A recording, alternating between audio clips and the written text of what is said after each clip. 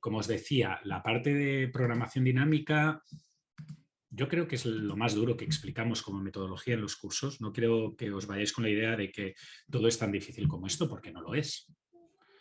Sí que es importante y yo os recomendaría que hicierais algunos, que lo intentarais hacer con números chiquititos para que vierais cómo funciona. Y también os recomendaría que lo intentarais hacer en un Excel para que vierais cómo funciona esa implementación. Ha habido un poco más de temario, bueno, ha habido bastante más temario de lo que entra normalmente en el curso de pregrado. Y lo he explicado en muchísimo menos de lo que se tarda en explicar en pregrado. Por tanto, no sois muchísimo mejores que erais hace 2 años cuando hicisteis SEO. Así que es normal que os hayáis confundido. Si alguno de vosotros necesita material extra, que me lo pida, que se lo puedo pasar, ¿de acuerdo? Y le puedo pasar el material que hicieron los alumnos del año pasado, que estaban en condiciones parecidas a las vuestras, hicieron modelos de este estilo y se consiguieron, se lo sacaron de encima, fueron capaces de resolverlo. Por tanto, quiere decir que no debe ser tan difícil. Si ellos lo hicieron, vosotros también. ¿Sí? Vamos a la siguiente familia de algoritmos que se han explicado en clase, que habéis visto en algún momento del curso de vuestra carrera universitaria, pero que a priori nos podría resultar cómodo o no os podría resultar intuitivo su uso para resolver este problema. Y es el caso de los algoritmos de branch and bound. Generalmente, en esta universidad, esto se asocia a programación lineal.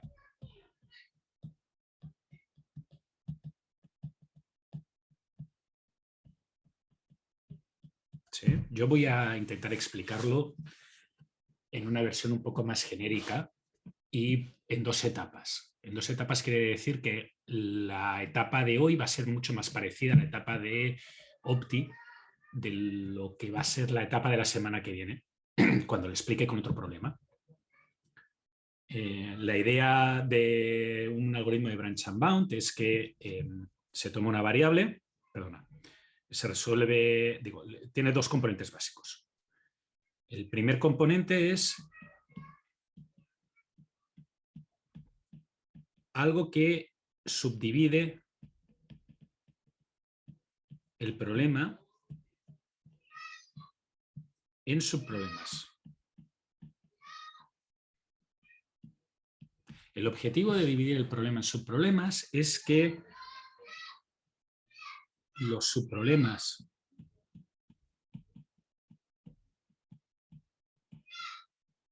son más simples y puede que su solución sea fácil de hacer y sea una solución correcta para el problema.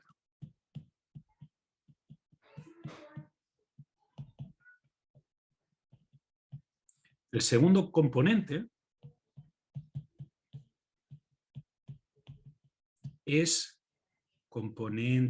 un estimador de la calidad de mi subproblema.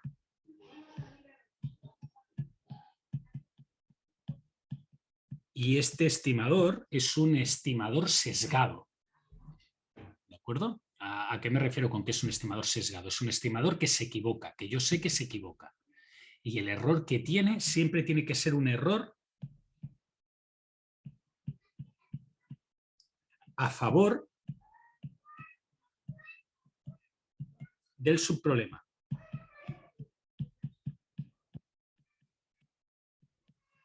¿De acuerdo? Esta es la idea básica de los 2 componentes que hay. ¿Para qué sirve este segundo componente? Si mi estimador sesgado dice que la solución va a ser peor que una conocida,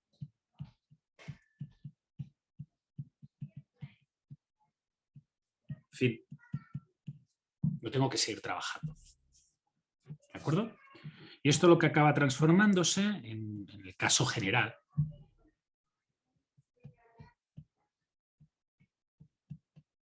Es que yo tengo el problema,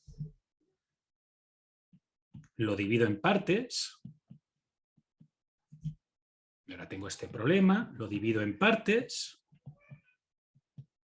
y ahora tengo este problema, lo divido en partes, y ahora imaginaros que este valor de aquí, esta solución de aquí, es factible para el problema.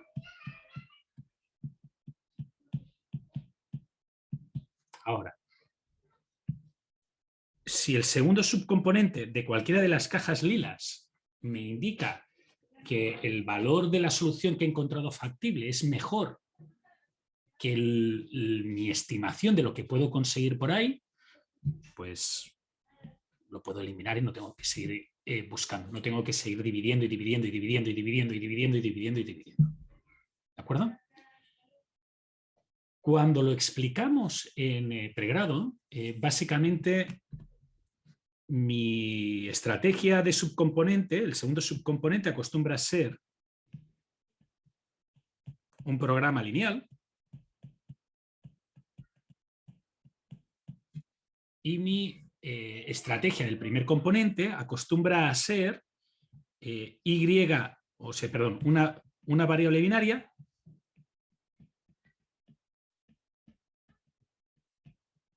A0 o A1.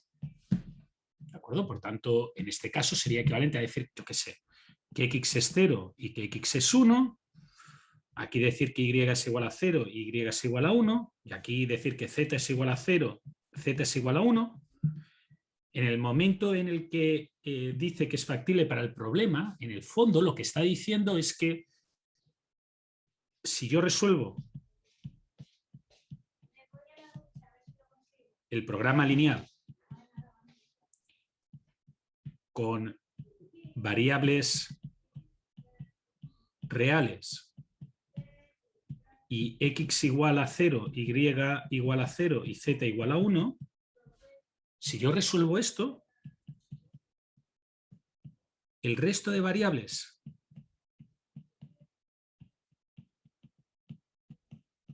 del problema salen enteras. Y esto es una cosa, yo sé que no, posiblemente Diego os habló algo de este tema. Hay problemas matemáticos, hay formulaciones matemáticas en que las variables tienen que tener valor entero, obligatoriamente tienen que tener valor entero, pero aunque yo no le imponga o no le obligue al modelo a tener variables con valor entero, aunque yo le deje al modelo que escoja las variables que quiera con el valor que él quiera, los resultados que salen son variables con valores enteros. ¿De acuerdo? Eso pasa a veces. Entonces, cuando eso sucede, quiere decir que esta solución, aunque yo no le haya obligado a obtener valores,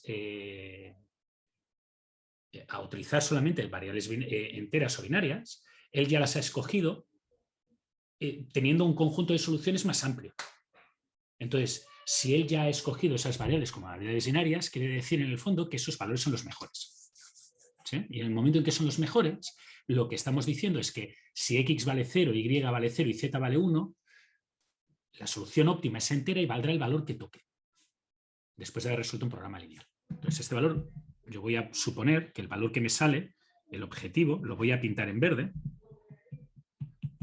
es igual a, yo qué sé, 24. Y voy a suponer que el problema es de minimización. Entonces, fijaros que si yo aquí resuelvo un PL con x igual a 1 y el resto de variables reales, y lo que obtengo es que este PL, este programa lineal, tiene un valor igual a 28, como el problema es de minimización y el conjunto de soluciones de ese programa lineal es más amplio que el conjunto de soluciones factibles, ¿sí? Como yo sé que el valor que dará ese programa lineal tiene que ser igual o superior al valor que daría con las variables enteras, con todas las variables enteras, por tanto es un estimador que siempre es favorable al subproblema, siempre va a dar un valor igual o menor. Si yo ya sé que ese valor es 28, pues seguro que no puedo alcanzar el 24 que ya tengo. ¿De acuerdo? Y como sé seguro que no puedo alcanzar el 24 que ya tengo, no es necesario explorar todas las alternativas que saldrían de ahí. ¿Sí? Vale. Esto es la idea básica de un branch and bound. Siempre son dos conceptos. Un primer concepto, que es el que subdivide el problema en dos. Un segundo concepto, que es un estimador de la calidad de mi subproblema. ¿De acuerdo? Y el estimador de la calidad de mi subproblema, en muchos casos, es un programa lineal. No siempre, pero en muchos casos es un programa lineal. ¿Por qué? Porque un programa lineal, con variables enteras, si yo digo que esas variables enteras pueden tomar cualquier valor, aunque no sea entero, de pronto tengo un estimador sesgado favorable al problema. Por tanto, en los programas que son de uso genérico, que quieres que resolver cualquier cosa, pues es una herramienta que ya te da una opción que sirve para todo. Y como sirve para todo, pues la gente la usa. ¿Dudas? ¿No? Vale. ¿Cómo se adaptaría esto al caso del Uncapacitated Lot Sizing Problem? La clave aquí es que el modelo básico o la idea básica del primer componente, que es lo que se llama branch,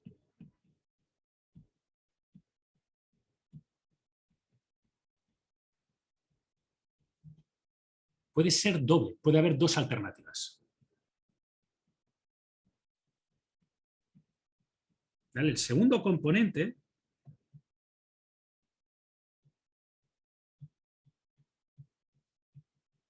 que es el bound, fijaros que podemos usar un programa lineal.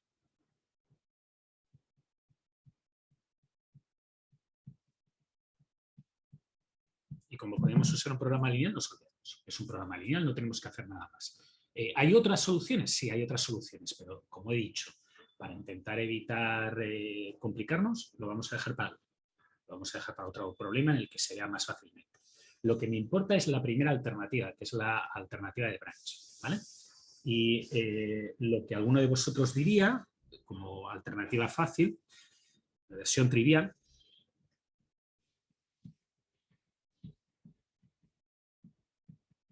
es tomar una variable y, recordad que era una variable y, las variables y eran las de compro en el periodo t,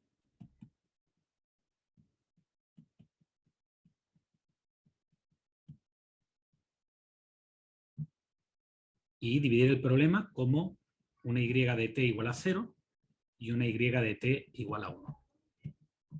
¿De acuerdo? Esto es una opción bastante práctica. No es la ideal, y por eso le llamo la versión trivial, pero es una opción bastante práctica. ¿De acuerdo? Y funciona. Lo único que tendríais que mirar es, cuando resuelves el programa lineal, miras a ver si hay alguna variable binaria de estas de y que no tienen un valor igual a 1 o a 0, y si hay alguna que no tiene valor igual a 0 o a 1, pues escoges una. Generalmente se escoge la que está más cerca del 0,5 y se divide el problema y igual a 0 y y igual a 1. Y ahora ya tienes las dos ramas, los dos subproblemas. Y ya puedes resolverlos como un programa lineal normal y correcto. ¿Sí? Muy bien. Ese es el caso de la versión trivial. La versión compleja, que es la que a mí me interesa, es intentar aprovechar la estructura del problema.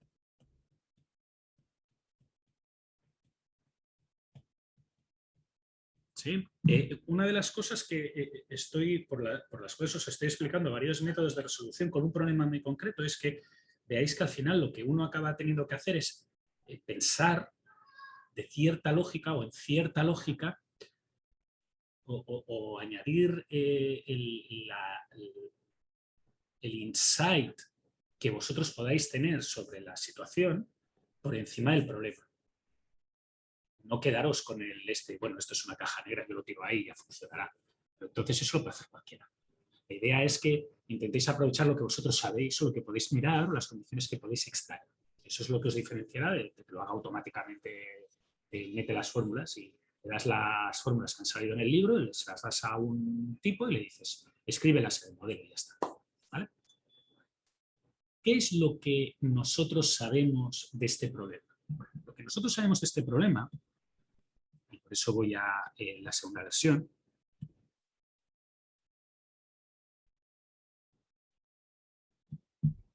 es que en este problema se compra en un periodo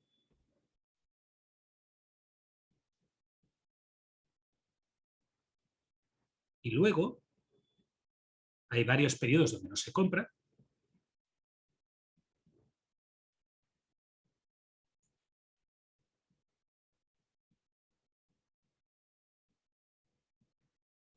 y luego se vuelve a comprar.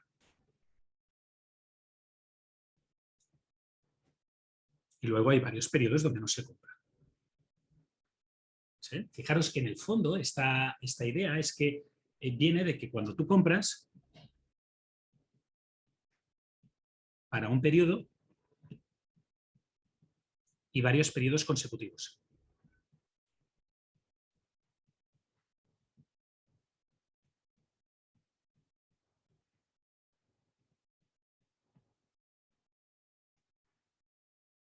¿No? Y esta es la idea clave.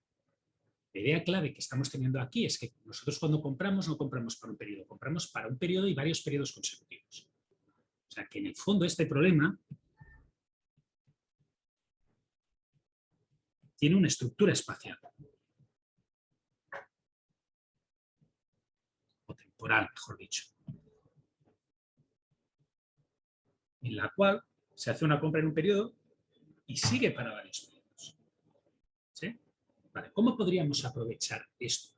Pues lo podríamos aprovechar de la siguiente manera. Cuando estamos en un periodo, en un subproblema concreto, el que sea, por ejemplo, resolvemos el problema inicial, y el problema inicial tiene todas las variables correctas, lo que podemos decir es que a la hora de ramificar, no vamos a ramificar en dos problemas. Y no vamos a escoger una variable cualquiera, sino lo que vamos a ramificar es de la siguiente manera. Una rama que diga el periodo, en el periodo 1 solo compro para el periodo 1. O en el periodo 1 solo compro para el periodo 1 y el periodo 2. En el periodo 1 solo compro para el periodo 1, el periodo 2 y el periodo 3. Y así sucesivamente hasta en el periodo 1 solo compro para el periodo 1 y hasta el periodo T-1. En el periodo 1 solo compro para el periodo 1 hasta el periodo T.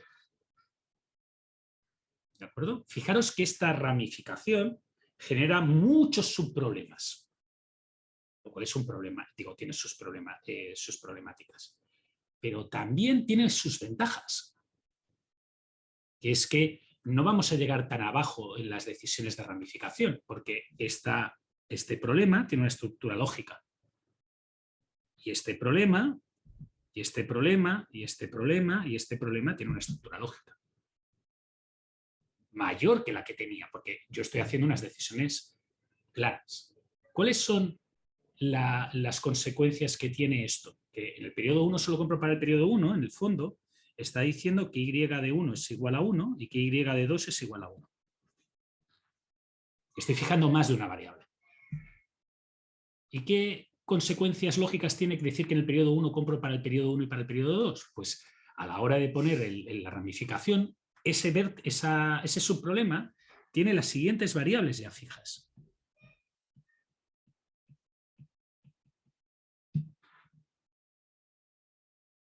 ¿Sí? Fijaros que esta nueva regla de ramificación genera más subproblemas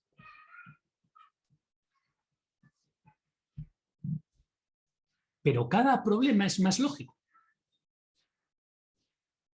Tiene más características, tiene más datos, incorpora más al modelo.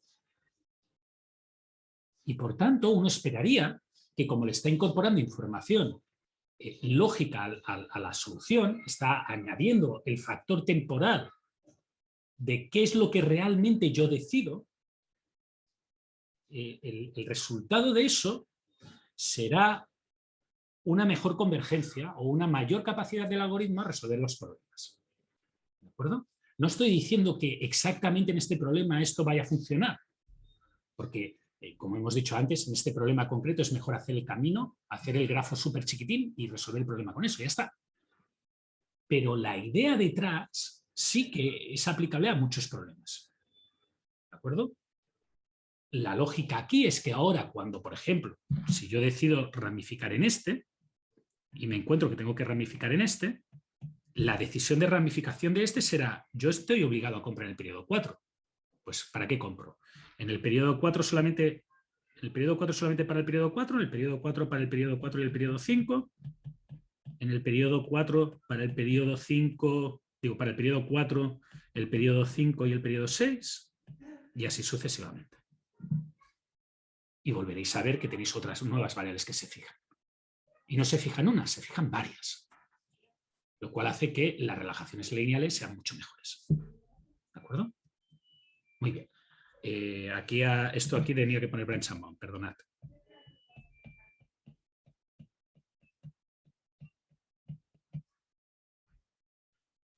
Muy bien. Solo por repaso. Recordad que este componente, el bound, se os ha explicado cómo hacerlo con programación lineal, pero podría haber otros. Lo digo porque la semana que viene voy a explicar un caso en que se utiliza otra cosa para calcular estas cotas y que nos coja por sorpresa. Simplemente lo único que es obligatorio es que cumpla con la propiedad que os he puesto acá, que sea un estimador del problema, de la calidad del subproblema, que sea a favor del subproblema. Por tanto, que se pueda equivocar, pero si se equivoca siempre va a ser a favor. Por tanto, si el problema es de minimización, va a devolver un número más pequeñito del que tenía que devolver. Si el problema es de maximización, va a devolver un número más grande que el que tenía que devolver. ¿Sí? Muy bien, pues vamos al siguiente paso. Siguiente método. Si os fijáis, yo he explicado hasta ahora heurísticas constructivas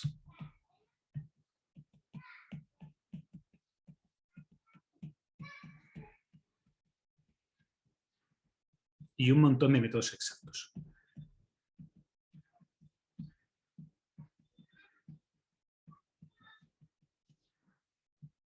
Modelos matemáticos, branch and bound, programación dinámica en varias variantes. ¿Existen otras heurísticas? La realidad es que en la práctica, cuando el problema es muy difícil,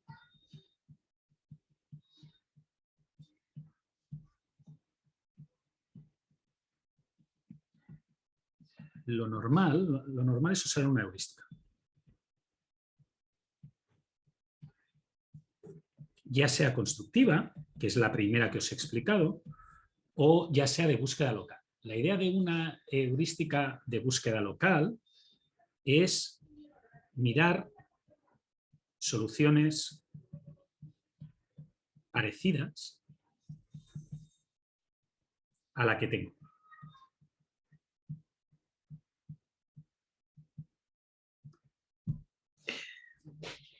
¿Alguno de vosotros ha visto un método de subgradiente o un método de gradiente en la carrera? Puede ser que no. Pero ¿alguno de vosotros ha visto un método de gradiente? ¿Andrés? Metaheurística, profesor, en temas de No, no, simulated annealing. método de gradiente. No simulated annealing, no tabuseers, no algoritmos genéticos. En matemática continua. Un método de gradiente o de subgradiente. ¿No, Alejandra? ¿Alguno otro? Básicamente un método de gradiente es que cuando tú quieres resolver un problema, calculas la derivada parcial y lo que dices es que tu solución en la iteración t más 1 es tu solución en la iteración t más un alfa, que esto se llama, dependiendo del área, step size, learning rate, lo que sea, bueno, en realidad menos, no quiero confundiros porque, por el gradiente de la función en el punto t. ¿Qué es un gradiente? Un gradiente es una derivada parcial. ¿Qué es una derivada parcial? Una derivada parcial, en el fondo, es una pendiente. ¿Sí? O sea, si tú calculas la derivada parcial de una función, yo qué sé, x cuadrado. Esta f es igual a x cuadrado. Vale, y haces la derivada de f. Es 2x. ¿De acuerdo? Esta derivada lo que te está diciendo es que en un punto concreto, por ejemplo, en la derivada cuando x de t es igual a 1, cuando sustituyes aquí el 1, y lo que te dice es que la pendiente aquí es de crecimiento de 2. ¿De acuerdo? Y si pones, por ejemplo, x de t menos 1, digo menos 2, y sustituyes en la derivada, te da x de t es menos 4. Por tanto, lo que te dice es que la pendiente aquí es menos 4. ¿De acuerdo? Muy bien. Si tú quieres calcular un mínimo o un máximo, lo que tienes que mirar es la pendiente e ir acercándote con la pendiente para abajo. En los problemas fáciles, que son esos que tienen funciones convexas, pues es muy simple. Buscas el valor que vale 0 en la derivada y ya está. Cuando el problema tiene funciones un poco más complejas, con estructuras raras, los métodos de resolución lo que dicen es: yo estoy aquí, miro la pendiente que hay en el punto en el que estoy y me muevo un poquito en esa dirección. Porque la pendiente puede cambiar a lo largo de su entorno. Si la función tiene muchos mínimos y máximos, pues yo tomo una pendiente, un pequeño pasito, y cuando digo pequeño es tan pequeño como lo que valga alfa, en una dirección u otra. Si alguno de vosotros tiene curiosidad por saber cómo aprende una red neuronal, en Deep Learning, aprende así: calcula la derivada parcial respecto a los puntos que ha visto, y aplica un alfa, que es este learning rate, que es lo que le está diciendo cuánto tiene que aprender de los datos en los que se ha equivocado. Y modifica el valor de x, que son los pesos de su red neuronal, un poquito para que se acerque más a la respuesta que a él le interesa. ¿De acuerdo? Pero esta estructura de optimización es global. Es global de todos los problemas en que hay derivabilidad. Cuando hay derivabilidad, lo que uno hace es decir: estoy aquí, calculo mi derivada parcial, porque derivabilidad local no es lo mismo que derivabilidad global. Calculo mi derivada parcial y digo: esa dirección es la que parece más buena, y me muevo por ahí. Y si alguno de vosotros continúa aquí y hace doctorado y estudia programación no lineal, pues esa es la idea básica, pero el cálculo de alfa se hace con una segunda derivada y con un hessiano y con cosas súper raras, porque yo de programación, de optimización continua, pues no soy no es que me guste mucho.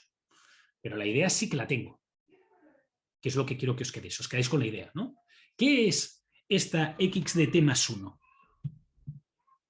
Esta x de t más 1 es un vecino de la solución x de t.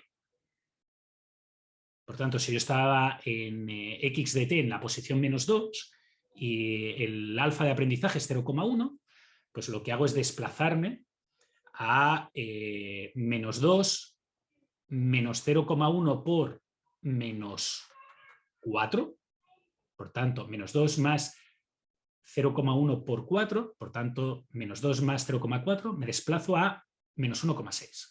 Por tanto, me desplazo un poquito más cerca del 0, que es el óptimo de esa función, que es el mínimo de esa función. Y así voy poco a poco, poco a poco, poco a poco, poco a poco, y al final converjo en el 0. ¿Sí? Esa es la idea básica de un método tradicional, de gradiente, que se usa para optimización continua. Esa idea, aquí en este problema concreto, no se puede utilizar. ¿Por qué no se puede utilizar? ¿Alguien me lo dice?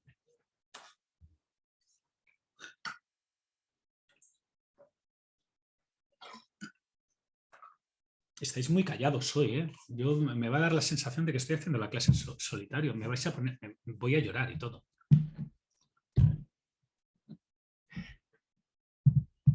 El problema que tiene es que esta derivada de aquí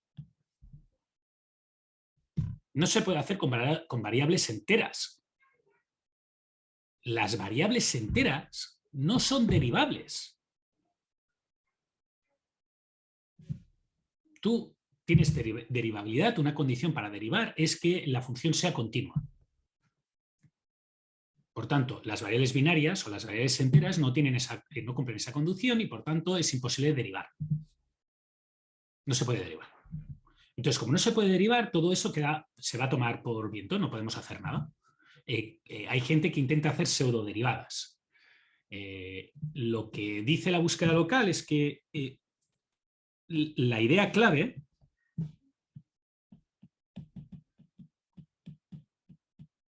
sigue siendo buscar soluciones cercanas.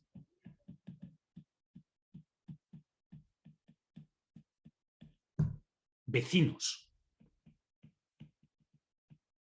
De aquí viene lo de local, porque son sus vecinos.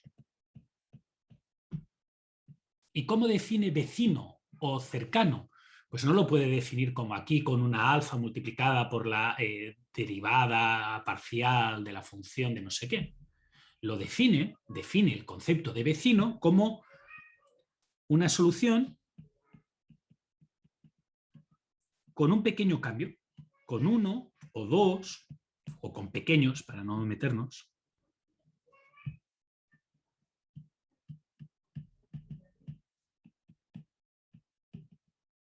sobre la actual. ¿Sí? Y aquí sí que Andrés, que parece que ha hecho un curso de metaheurísticas, va a tener algo más de contexto. Uno de los problemas principales cuando uno se plantea este concepto es que una solución con pequeños cambios sobre la actual implica que, de alguna manera, tengo que codificar la solución.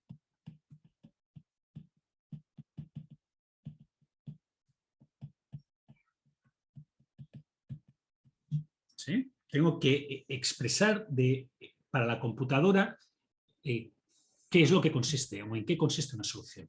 Y en el modelo de programación lineal, eso representaba los valores de x de t y los valores de y de t. Pero en algún momento yo expliqué que según esta propiedad, esto no era necesario. ¿Por qué? Pues porque si yo sé que voy a comprar en el periodo 1,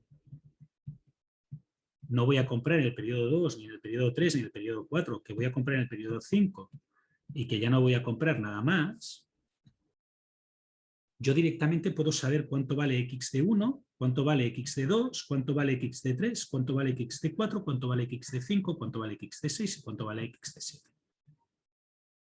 Estos valen 0 y este vale la demanda de 1 más la demanda de 2 más la demanda de 3 más la demanda de 4 y este vale la demanda de 5 más la demanda de 6 más la demanda de 7. ¿Cierto? Por tanto, la manera que tengo de codificar una solución en este caso sirve y es suficiente con las Y.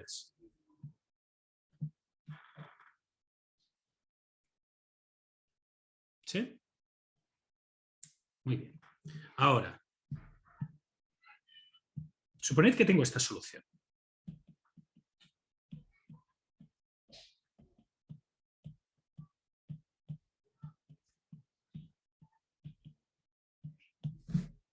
¿Qué es una solución vecina?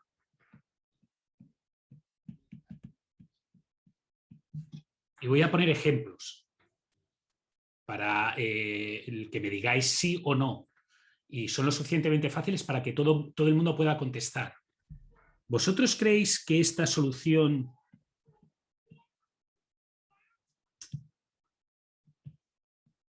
es vecina de la anterior? Fijaros que lo único que he hecho es adelantar una compra de la semana 5 a la semana 4. Parece que sí. El cambio ha sido mínimo. Ha sido el adelanto de una compra una semana. ¿Y esta?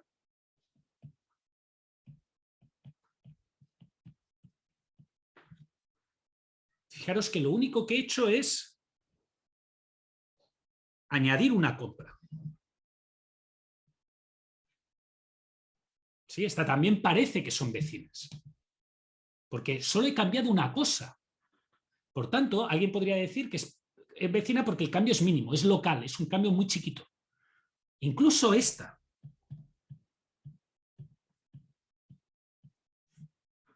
Fijaros que lo único que he hecho es eliminar una compra. Entonces, yo he definido como vecina, en este caso, de una solución, añadir una compra, o añadir o eliminar una compra, o mover una compra. Sin embargo, esta solución que voy a poner ahora,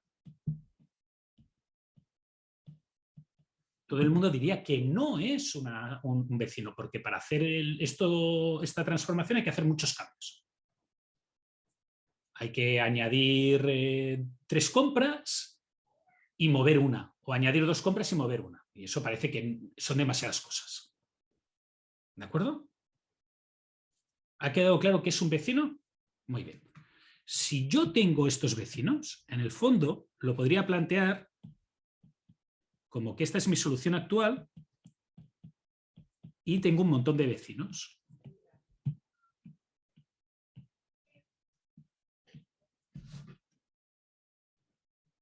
Todas las soluciones que puedo construir añadiendo, eliminando o moviendo una compra.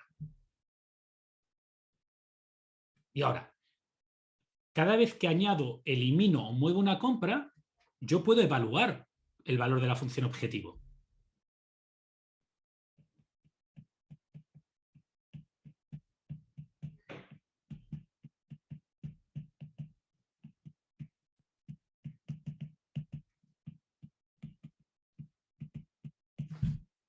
Puedo ver cuánto me costaría si tiene esa compra de más, esa compra de menos o esa compra movida.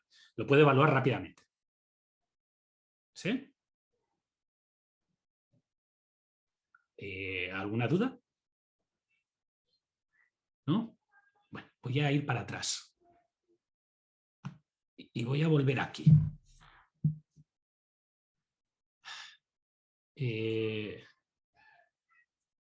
¿Cómo calculáis vosotros normalmente una derivada? Pues generalmente vosotros calculáis una derivada porque tenéis una tabla de derivadas y miráis la derivada que tenéis que hacer y hacéis el cambio de la función. Eso es como funciona un humano. Un humano lo que hace es que tiene una tabla de derivadas y hace derivadas haciendo esos cambios. ¿Cómo hace derivadas una computadora? Pues una computadora a ese tipo de derivada le da tiene un nombre especial, que ahora no me preguntéis cuál es porque no me acuerdo, pero es un nombre, son derivadas simbólicas, porque lo puede hacer a través de símbolos. Pero cuando la función es muy, muy, muy compleja y esas derivadas simbólicas no se pueden hacer porque no son ultra complejas, lo que hace la computadora y lo que se explica que se tiene que hacer es, se calcula el valor de x menos el valor de x más epsilon o menos epsilon y se divide por epsilon. ¿Sí? Y si tú haces esto con una función como esta, verás que el límite cuando epsilon tiende a 0, o sea, cuando el cambio es chiquitísimo, es el valor de la derivada. ¿Por qué? Porque la derivada es una pendiente. Entonces, ¿qué es la pendiente? Es el cambio de valor que hay por unidad de tiempo O sea, si tú estás a 800 metros y después andas 100 metros y estás a 500 metros, la pendiente es de 300 dividido entre 100. Es una pendiente del 300%, no apta para ciclistas. Eso es el concepto de la derivada y el concepto de la pendiente. O sea, toda la matemática de calcular derivadas y demás solamente sirve para explicar o para hacer eso de una forma ordenada, pero en el fondo cuando Newton quería determinar derivadas o aprendió a derivar y Leibniz antes o después, porque ahí hay una pugna entre alemanes e ingleses de quién es el que la tiene más larga, pero es su pugna. La diferencia que hay entre una cosa, entre la parte teórica y la parte práctica, aquí es gigantesca. En la parte práctica es simplemente que tú estás calculando, lo que quería calcular Newton era ver la velocidad y cómo cambiaban las cosas por la velocidad, o sea, la pendiente. El cambio por unidad de tiempo, cuando en pendiente es el cambio por unidad de espacio. ¿Sí? Muy bien. ¿Cómo o qué significa eso aquí? Pues que si yo en esta solución actual yo tengo un valor de, yo qué sé, 745 de costo y encuentro un vecino que tiene un valor de 730, esta dirección, esta pendiente, es una pendiente negativa.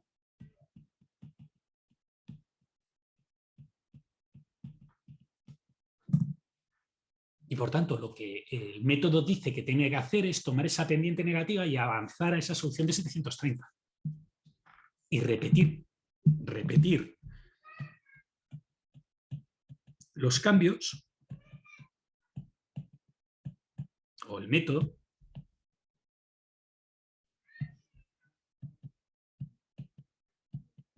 hasta que todos los vecinos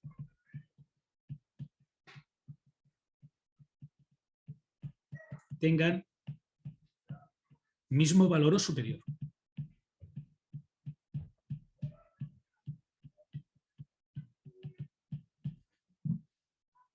¿Qué significaría ese mismo valor superior en matemática continua, que es la que en teoría todos habéis hecho y deberíais de estar hartos de hacerlo? Pues cuando has llegado en el x cuadrado al cero, que la derivada es cero, que quiere decir que es o un mínimo o un máximo, y la segunda derivada te dice que es un mínimo, ese punto es un óptimo local, es un óptimo respecto a todos los vecindarios, y la derivada te dice que si te mueves de ahí pierdes. No puedes bajar ni subir. Bueno, subir sí para allá, pero no puedes bajar. Eso es lo que te está diciendo. ¿Cómo lo hacemos en el hipotético caso de tener las variables en versión discreta? Pues hacemos exactamente la idea, exactamente la misma idea, pero sin derivadas. ¿Vale? ¿Y cómo lo hacemos? Pues como tenemos un montón de variables, en vez de hacer las derivadas parciales que tendríamos que hacer con un montón de variables, hacemos pruebas, probamos todas las alternativas de lo que nosotros definimos como soluciones vecinas. Y cuando encontramos una mejor, nos movemos a ella. Y así repetidamente hasta que al final llegamos a un óptimo local o un óptimo global y ya hemos acabado. ¿De acuerdo? Y esta técnica sirve para cualquier problema. Bueno, para cualquier problema. Para cualquier problema con variables discretas en las cuales yo pueda definir una función de vecindario, un vecindario correcto y por tanto pueda hacer esta exploración de ver las pendientes locales, la derivada parcial, que en este caso lo hago mirando todas las posibles direcciones que tengo alrededor. ¿Sí? Y esto, de nuevo, a mano no se puede hacer. En una computadora es súper fácil. Esto se resuelve con 3 for. Pero a mano no se puede hacer. Entonces tenéis que plantearos también que la ingeniería, OAR, en la investigación de operaciones, es el hijo de una computadora. Nació con la computadora bajo el brazo, con la computadora delante. No nació para que la gente las hiciera manualmente. Las derivadas nacieron en una época en que no había computadoras. Lo que os han explicado de matemática continua viene de una época en que la computadora no existía. yo os tengo que explicar utilizando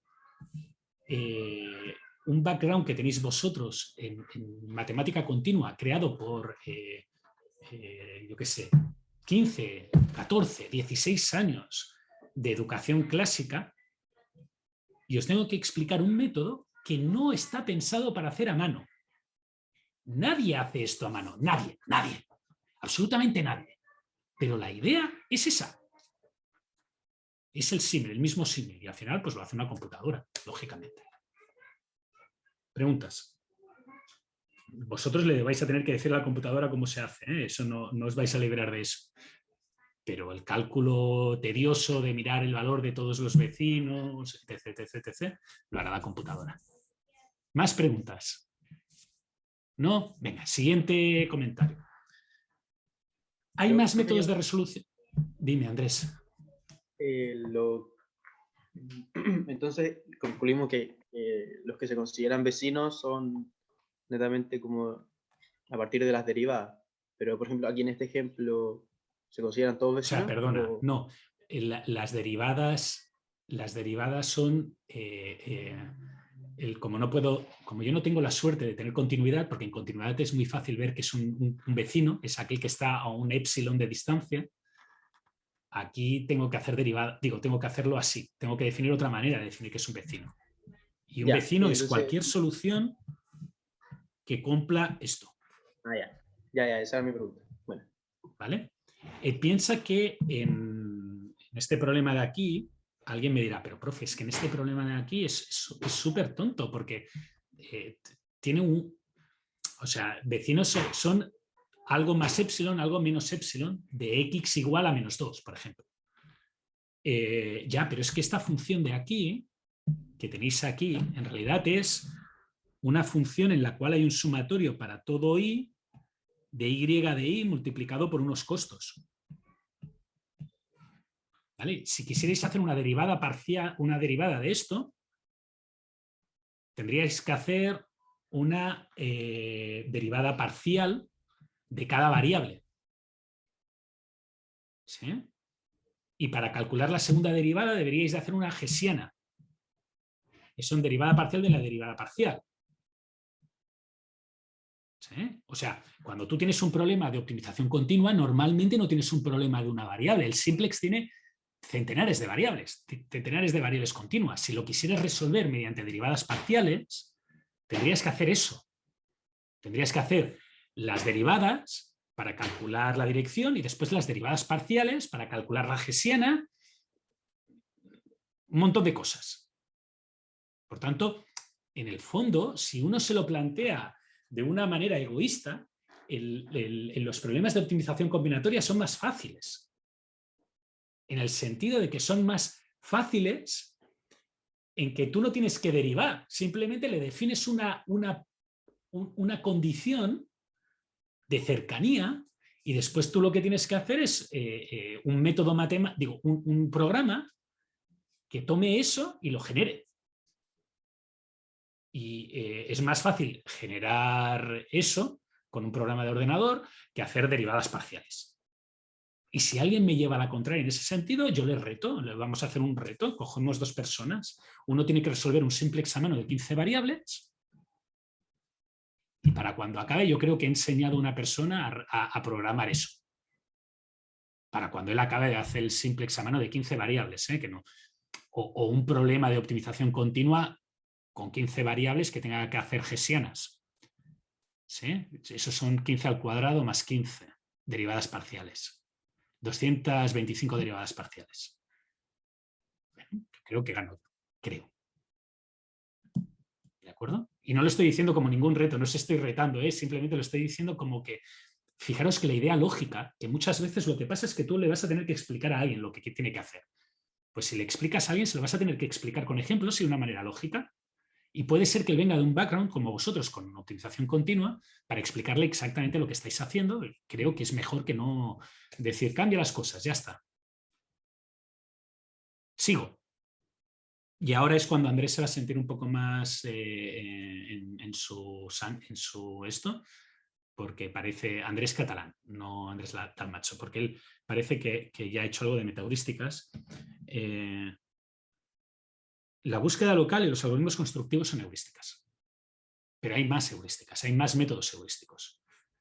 Hay una familia de métodos heurísticos que se llama metaheurísticas. Las metaheurísticas son ideas generales y que permiten el desarrollo de heurísticas específicas para problemas específicos. Entonces, el caso así más trascendental es que esos elementos muchas veces están introducidos dentro de software sin que vosotros lo sepáis. Y un ejemplo es un algoritmo genético. A alguno de vosotros esto del algoritmo genético le sonará chino.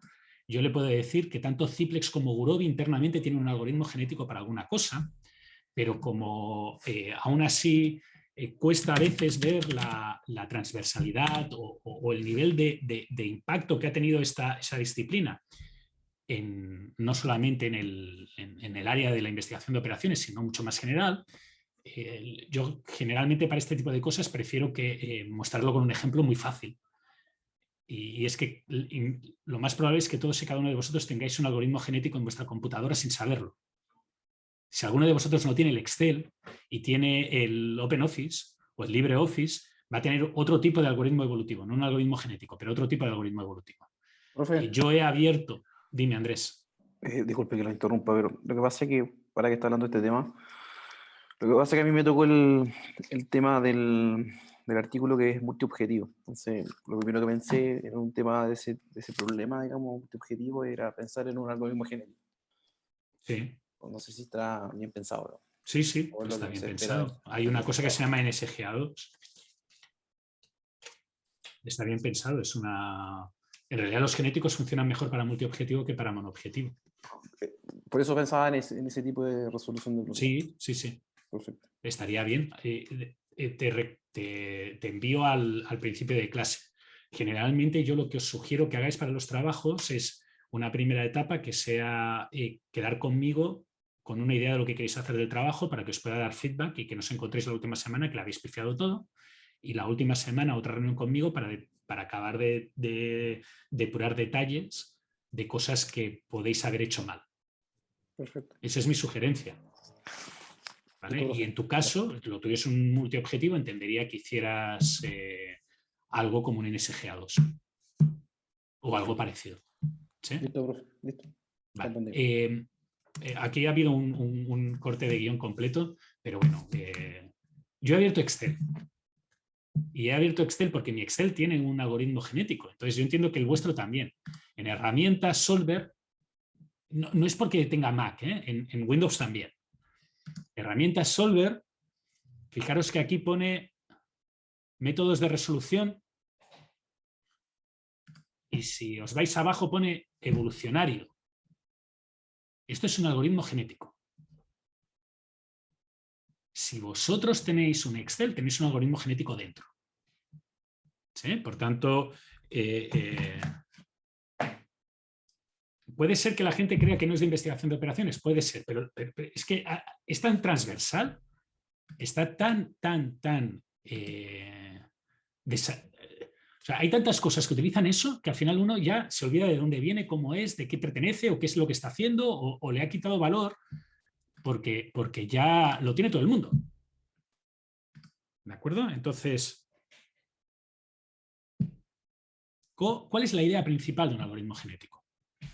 La idea principal de un algoritmo genético es que la evolución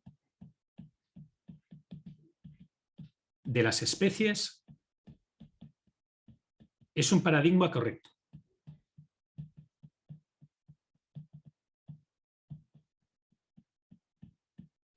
¿De acuerdo? Por tanto, si alguno de vosotros es creacionista, que se lo tome como una parábola. O sea, si alguno de vosotros, su religión le dice que Dios creó el mundo en 7 días, en 6 días, y el séptimo descansó, y que la Biblia se tiene que interpretar textualmente, pues yo no tengo ningún problema, siempre y cuando él me deje creer lo que yo quiero, él puede creer lo que le dé la gana, pero yo voy a suponer que el paradigma evolutivo es el correcto. para este ejercicio. Si él cree que la evolución no existe, no pasa nada. Lo único que se lo tiene que tomar es como una fábula, como un cuento, y las ideas siguen funcionando. La ventaja de estas ideas es que no son exclusivas, no se cierran las puertas a otras ideas. Muy bien. Y esto lo digo porque yo voy a hablar como si este sistema funcionara y fuera así. Y tengo que hacer esta aclaración porque en una ocasión me encontré un alumno que era creacionista, porque su religión es creacionista, y desde entonces decido, como la universidad tiene una política muy estricta sobre libertad religiosa, pues prefiero hacer este pequeño hecho de explicar por qué yo voy a pensar que la evolución es así. Yo creo eso. Entonces, como yo creo eso, lo voy a decir como si fuera cierto, pero no es que os esté obligando a creer en eso, ¿eh? Que quede claro. Muy bien. Entonces, según los principios evolutivos, lo que sucede es que yo tengo una población, los más aptos de esta población se reproducen, cambian levemente mediante una mutación, o mediante mutaciones, porque el código genético no empalma perfecto, entonces ahí a veces hay pequeños cambios que generan alguna alteración del código genético, que es lo que en el principio nos permite cambios radicales entre generaciones, y esa gente vuelve a entrar aquí en la población y este ciclo se va resolviendo a través de una presión selectiva que es aquí.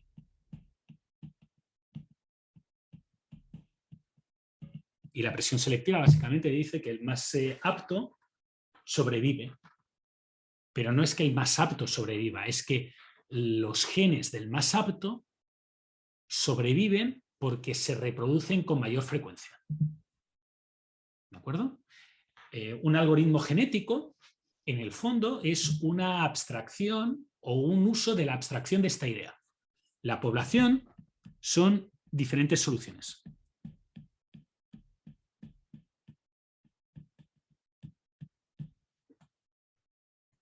Fijaros que aquí yo he puesto 4 soluciones ejemplo. Pues en la población lo que tendría serían diferentes soluciones, muchas soluciones generadas al azar que fueran factibles. Ahora, el más apto, la presión selectiva, lo que diría es que aquellas que tienen menor coste son más aptas. Y generalmente yo digo aquellas, y ahora os acordaréis, pero puede ser que dentro de unas horas, cuando lo miráis de nuevo, o dentro de unas semanas, cuando lo miréis de nuevo, no os acordéis. Aquellas que decir, aquellas soluciones que tienen menor coste son más aptas. Por tanto, de alguna manera tengo que escoger las mejores soluciones y esas soluciones las voy a reproducir. ¿Qué quiere decir? Que voy a tomar 2 soluciones y voy a intentar combinarlas de alguna manera, como haría el código genético humano. Entonces, si yo tengo una solución que es así, imaginaos que he escogido estas 2 soluciones.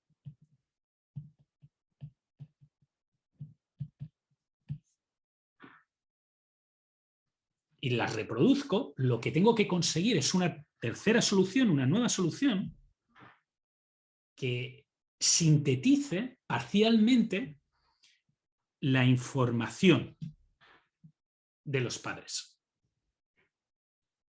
Entonces, un ejemplo que podría hacer es tomar hasta aquí. No, la voy a tomar, sí, no, perdón, la voy a hacer hasta aquí. Tomar hasta aquí y tomar hasta aquí. Y ahora el hijo lo voy a construir como una parte del papá 1 o de la mamá 1 y una parte de la mamá 2. Y utilizo mamá 1 y mamá 2 porque en realidad esta reproducción es muy aburrida, es asexual. No hay rombos, ni imágenes eróticas, ni nada. Y no identifica sexo de los participantes. Podrían ser 2 hombres, 2 mujeres o 7 alienígenas. Es irrelevante. La idea es que se escoge información de alguien y información de otra persona y se combina, ya está. ¿Sí? O sea, los algoritmos genéticos son muy divertidos de explicar a la gente porque dan para muchas cosas entretenidas, sobre todo chistes malos. Y uno de ellos es esto. Yo he cogido, esto es la reproducción del caracol. El caracol es una especie que es o macho o hembra, pero decide si es macho o hembra en el momento de reproducirse.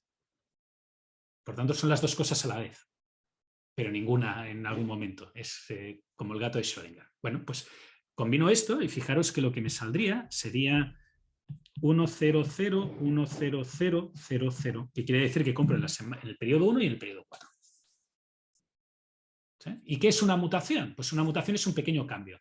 ¿A alguien se le ocurre un pequeño cambio? Pues sería tomar alguna de las variables que valen 0 y ponerla a 1, o alguna de las variables que valen 1 y ponerlo a 0. Ya está. ¿Sí? Y esto se repite muchas veces, y por una teoría que se llama la teoría del esquemata, que está demostrada matemáticamente con una cadena de Markov, resulta que aquellas cosas que son útiles tienen mayor tendencia a sobrevivir y a exponencialmente a propagarse por el conjunto de soluciones. Por tanto, combinaciones de semanas, de varias semanas sin comprar, asociadas a comprar una vez, tienen mayor probabilidad de estar ahí y de, al final, digamos que por suerte, generar buenas soluciones. ¿De acuerdo? Hay un chiste que yo siempre explico cuando explico algoritmos genéticos. Por tanto, si alguno que ninguno de vosotros me ha escuchado jamás explicar un algoritmo genético. Por tanto, este chiste puede ser que sea nuevo para vosotros. Dicen que Albert Einstein estaba en una fiesta. Y esto es una anécdota que explicaba Albert Einstein. Einstein estaba en una fiesta y se le acercó una modelo muy guapa. Y le dijo, imagínese que tuviéramos un hijo y fuera tan listo como usted y tan guapa como yo. Y Einstein le dijo, imagínese que fuera tan tonta como usted y tan feo como yo. Bueno, un algoritmo genético hace eso, toma soluciones y las combina. Y nadie le fuerza a escoger la inteligencia de Einstein y la belleza de, yo qué sé, alguien que conozcamos todos, Naomi Campbell. Creo que todavía es relativamente famosa. Es que si escogéis una de estas jóvenes, yo ya no me acuerdo, yo ya no las conozco. Pero también podrían escoger la inteligencia de Albert Einstein y no la belleza de Albert Einstein, que era feo, y no diré la inteligencia de Naomi Campbell, porque Naomi Campbell, por lo que recuerdo, tenía como IQ 140 y algo. O sea, era mucho más lista que ninguno de los aquí presentes. Pero la inteligencia del tonto del pueblo. Nada te obliga a eso. Incluso en un algoritmo genético nadie te obliga a que sea Albert Einstein con otro hombre y Naomi Campbell con una planta. No importa. Lo que indica que al final va a acabar convergiendo en escoger casos de la inteligencia de Einstein y la belleza del Atom Model es esta presión selectiva de aquí.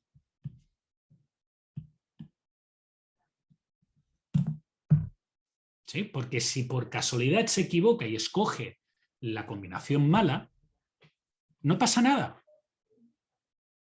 Escoge la combinación mala, no pasa nada. Pero esa combinación mala no va a perdurar. Porque por la presión selectiva, que es la función objetivo que utilizo para escoger quién se reproduce, no va a seleccionarlo jamás y por tanto al final se morirá y esos genes desaparecerán del pool genético. ¿De acuerdo? De nuevo, estos son ideas muy generales, pero son ideas generales que se utilizan en la práctica para resolver estos problemas combinatorios difíciles. Y el último que voy a poner hoy, y voy a acabar con este método y con la extensión que hay, es que no es necesario, hay otras maneras de resolver estos problemas con metaheurísticas. Una metaheurística típica son los algoritmos de hormigas. ¿Qué es un algoritmo de hormiga? Aquí estaba hablando de la evolución de las especies. Aquí lo que voy a hablar es, o me voy a basar en cómo las hormigas encuentran alimento.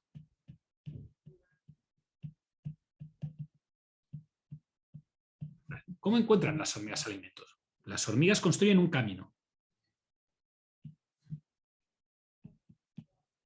Este camino para mí va a ser la solución. ¿Sí? Y ahora, en el camino, lo que hacen es depositar una feromona.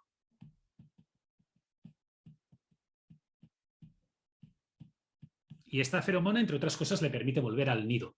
Por tanto, aquí hay la comida y aquí hay el nido. Vale, ahora, suponed que viene otra hormiguita.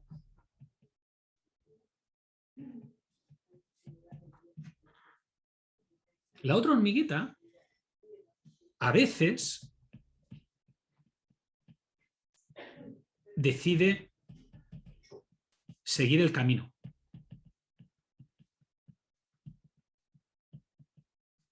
De feromona.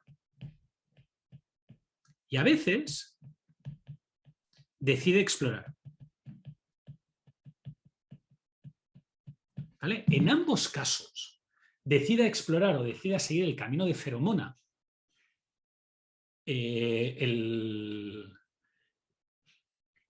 ella, la hormiga, sigue depositando feromona. ¿Sí? Si este camino que decide explorar es más corto, fijaros que al ser más corto, la frecuencia de depósito de feromona aumenta. Porque las hormigas que prefieren ese camino van a ir aumentando, van a ir aumentando, van a ir aumentando, van a ir aumentando y además, como es más corto, hacen más viajes en el mismo tiempo. ¿Sí? Por tanto, al final, si la hormiga o si una hormiga encuentra un camino más corto, todas las hormigas van a acabar haciendo el camino más corto, menos las exploradoras. ¿En qué significa esto? ¿O qué acaba pasando? Pues que en realidad lo que tienes es una heurística constructiva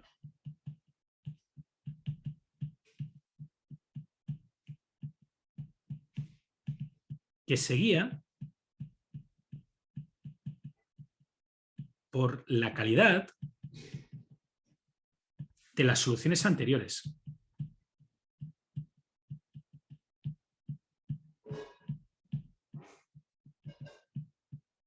O sea, pensad en el caso de que nosotros hacíamos Silvery Mill Silvery Mill o Least Unit Cost. Escogíamos con una regla.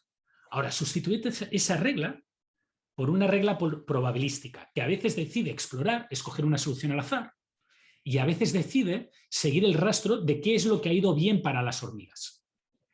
Entonces, por ejemplo, está en la semana 1 y dice, bueno, esta vez voy a hacer lo que ha ido bien para las hormigas. ¿Qué es lo que ha ido bien para las hormigas?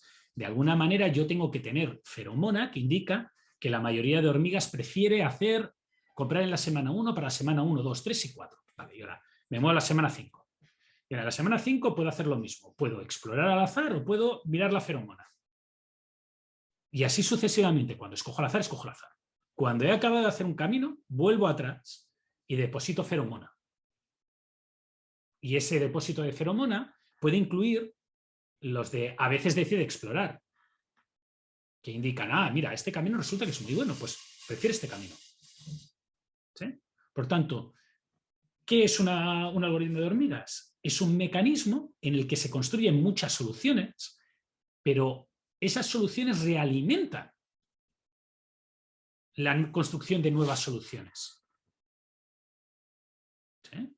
Imaginaros en el caso de una generación de una ruta de reparto, que fue lo que vimos la semana pasada. Ahí parece mucho más natural. Si la mayoría de hormigas deciden hacer un reparto concreto, pues la nueva hormiga intentará hacer el mismo reparto, pero a lo mejor a veces decide apartarse un poco. Y cuando se aparte un poco, si resulta que ese camino es mejor, no sé, porque ahora ahí hay sombra y será más cómodo, pues el resto de hormigas volverán a mirar y dirán, ¡oh, pues mira, este camino parece mejor, pues también lo voy a tomar! Con esa variedad de a veces azar y a veces el mejor, lo que consigues es explorar todo el posible espacio de soluciones. ¿Vale? Y hay decenas más. Yo hago un curso de 24 horas de metaheurísticas. Y explico mucho más que esto, por supuesto. Si alguno de vosotros llega a su trabajo, digo, al ejercicio, al paper que tiene que leer y resolver, y quiere hacer alguna metaheurística, que me lo comente en esa reunión e intentaré darle consejos sobre una metaheurística concreta. No es necesario, esto es para nota, porque requiere más programación. Entonces las metaheurísticas no son necesarias para la clase, son para nota. ¿Sí? Y ahora ya hemos visto un problema, hemos visto todos los métodos, un montón de métodos. Estos métodos no solamente sirven para este problema, sirven para cualquier problema que vamos a ver en el curso y la mayoría de problemas de investigación de operaciones que os podéis encontrar, sobre todo cuando son deterministas. Es el espectro completo o casi completo de las herramientas disponibles en el área, al menos para optimización combinatoria, que son los problemas que yo trato. Por tanto, sí, ha sido 4 semanas, pero es que en 4 semanas habéis visto todo el espectro de métodos de solución, por tanto, no os creáis que no ha valido la pena. Ahora tenéis más herramientas para resolver cualquier problema que os podáis plantear. Pero a nivel del problema en sí, el modelo que he visto de Uncapacitated Lot Sizing Problem sirve para muchas otras cosas. ¿Sí? Por ejemplo, si tuvierais capacidades.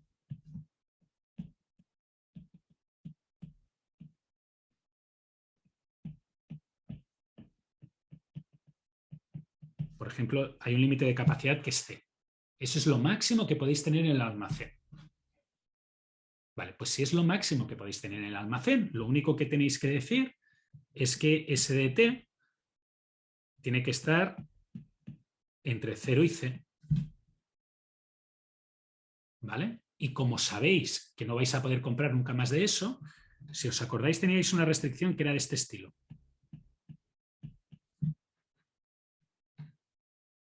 Pues podéis sustituir esto por esto y funciona ya. Otras cosas que son súper rápidas de hacer. Cambios en los precios. Es súper fácil de hacer. Si los precios son variables semana por semana, que eso pasa, por ejemplo, hago un ejemplo fácil, la frutilla. A mis hijos se comen como 2 kilos de frutilla a la semana. Ahora me cuesta cada kilo 4.000 pesos. Hace un mes y medio me valía 2.000. Ahora me arrepiento de no haber comprado frutilla para congelar. ¿Sí? Fijaros que la política óptima de compra hubiera cambiado, porque hubiera comprado más allá y hubiera tenido que pagar más en el sentido de que lo hubiera tenido que congelar y por tanto la nevera hubiera sufrido más desgaste, hubiera tenido más consumo eléctrico. Otra cosa que es súper fácil de hacer son mermas. ¿Qué es una merma? Pues una merma es que tenéis un robo hormiga. Súper fácil de hacer el cambio. En algunos de los casos que yo he puesto, introducir aleatoriedad es súper fácil también. No hay que hacer ninguna barbaridad, simplemente lo único que tenéis que hacer es modificar la función de recurrencia del programa dinámico. Por tanto, el modelo de Uncapacitated Lot Sizing Problem al final se acaba transformando en una base en la cual uno puede ir creciendo. Y eso es otra de las cosas que os recomiendo que hagáis siempre que tengáis que resolver un problema de este estilo. A lo mejor no podéis resolver el problema completo a la primera, pero lo que sí que podéis hacer es plantearos el modelo. Buscar la cosa más fácil que sois capaces de resolver y crecer desde ahí. No intentar resolver todo el problema. Hace un par de semanas estaba leyendo un paper que creo que además ha acabado por ahí. Puede ser que haya acabado en la lista de cosas que os he pedido, de Google. Y el modelo que estudiaba la gente de Google con gente del MIT y todos los grandes popes del universo era, vale, yo tengo que escoger cómo asigno actividades a CPUs en un servidor de estos gigantes que tienen, en un centro de estos que tienen decenas de miles de computadoras. ¿Cómo lo hago? Pues tienes que tener en cuenta, en el caso de cientos de miles de computadoras, deberías de tener en cuenta la RAM, la CPU, si tienen compatibilidades de software, bla, bla, bla, bla, un montón de cosas. Bueno, pues como ese problema era muy difícil de resolver, ¿cómo lo consideran? Solamente voy a tener en cuenta las TPUs que le asigno. Punto. Está bien, el problema resuelve el problema real. Es un modelo, es una simplificación. Pero es que si quisiéramos empezar desde el problema más complejo, seguramente no podríamos resolverlo. Por tanto, la sugerencia es, empieza desde el más fácil que puedes resolver. ¿Cuál es el más fácil que puedes resolver? En este caso, en un problema de inventarios acostumbra a ser el Uncapacitated Lot Sizing Problem. Pues ve creciendo desde él. Ve aumentando la dificultad a partir de ese problema. ¿Sí? ¿Preguntas? ¿No? Bueno, semana que viene empaquetado. Llevamos ya 4 semanas de clase, hemos acabado el tema 1, que era métodos e inventarios. La semana 2 vamos a ver, o a partir de ahora vamos a ver el tema 2, que es empaquetado y líneas de montaje. ¿De acuerdo? Y me llevará, pues yo supongo que un par de semanas. 3 a lo mejor. Y después pasaremos al siguiente tema. ¿Dudas?